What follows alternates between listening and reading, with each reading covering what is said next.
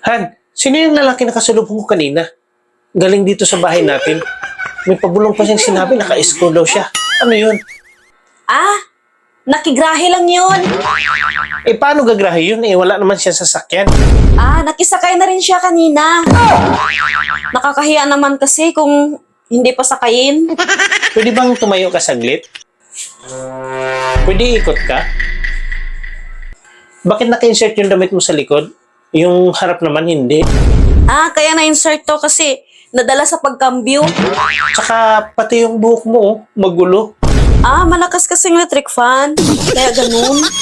Eh, sabi ng kapitbahay, may narinig daw siyang ungol ng babae dito. Sa bahay natin kanina. Ano yun? Kanina ka pa tanong ng tanong. Pinapahirapan mo ako ah. Naiipit na ako sa mga tanong mo ah.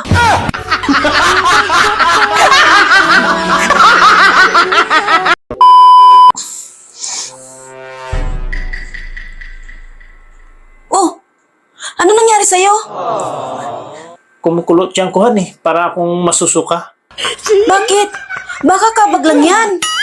Parang hindi eh. Nag-LBM din ako. Naku, baka napod-poisoning ka. Nakakain ka ng marumi. Ganun ba? Sobrang sakit talaga eh. Pag may pagkain, dapat amuyin mo muna. Baka kasi panis na. Siyempre, nagtitiwala ako na malinis. Pagka binigay mo, kinakain ko na kaagad diretso. Ang takaw mo kasi, hindi ka marunong tumingin kung malinis o madumi ang kinakain mo. Bakit? Hindi ka ba naguhugas?